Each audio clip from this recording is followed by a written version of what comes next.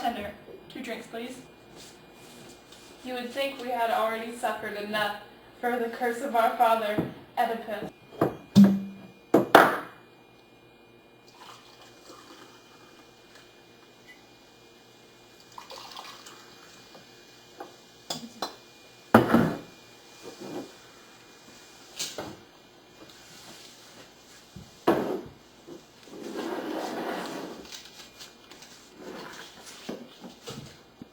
I cannot imagine the pain and suffering we have gone through. And have you heard of the new decree of our uncle, King Creon? I have heard nothing. I've heard that 2 sisters have lost 2 brothers, a double death in a single hour. And I heard that the Argive army has fled in the night. But beyond this, nothing. I thought so, and that is why I wanted you to come out here with me. This is something we must do. Why do you speak so strangely? Listen, Ismene. Creon buried our brother, Eteocles, with military honors, and gave him a soldier's funeral. And it was right that he should. But Polynices, who fought as bravely and died as miserably, they say that Creon has sworn, no one shall bury him, no one mourn for him, but his body must lie in the fields, a sweet treasure for carrion birds to find, as they search for food. That is what they say, and our good Creon is coming here to announce it publicly. And the penalty, stoned to death in the public square. There it is, and now you can prove what you are. A true sister or a traitor to your family. Antigone, are you mad? What could I possibly do? You must decide whether or not to help me. I do not understand. Help you with what?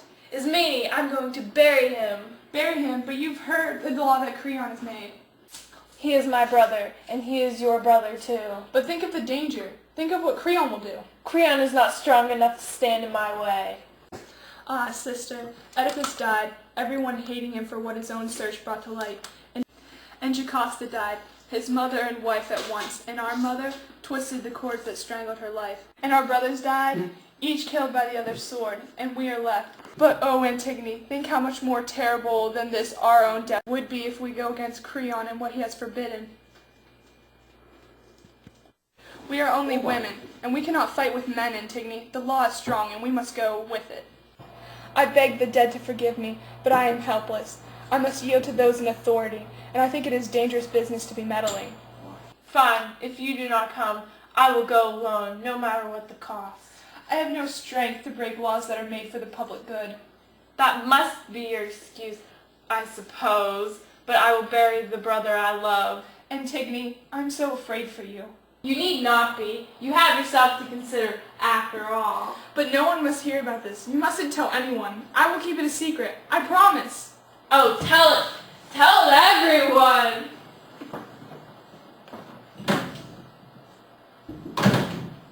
Wait, Antigone!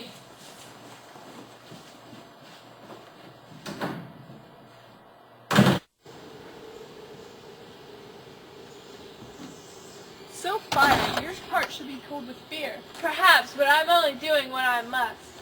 But can you do it? I say you cannot.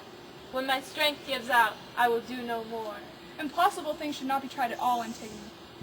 Go away, Ismene. I will be hating you soon. I am not afraid of the danger. If it means death, it won't be the worst of deaths. Death without honor.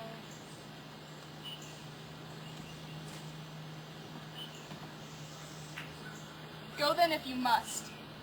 You are unwise, but a loyal friend to the ones who you love.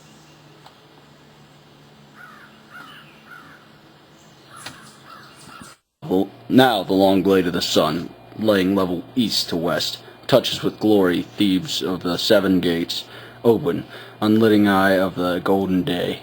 O marching light across the eddy and rush of the Darsus stream, striking white shields of enemy thrown headlong backwards from the blaze of the morning. Polynices their commander, rouse them with windy phrases. He, the wild eagle, screaming insults above our land. His wings their shields of snow, his crest their marshalled helms. Against our 7 gates in the yawning ring, the famished spears came onward in the night, but before his jaws were sated with our blood, or the pine fire took the garland of our towers, he was thrown back, and he turned. The great deep snow tender victim for his noisy power, rose like a dragon behind him, shouting war. For God hates utterly the bray of bragging tongues, and when he beheld their smiling, their swagger of golden helms, the frown of his thunder blasted their first man from our walls. We heard his shout of triumph high in the air, turn to a scream. Far out in a flaming arc he fell with his windy torch, and the earth struck him, the other storming in fury no less than his found shock of death and the dusty joy of battle. 7 captains at 7 gates yielded their clanging arms to the god that bends the battle line and breaks it. These two only, brothers in blood, face to face in matchless rage, mirroring each other's death, long in combat.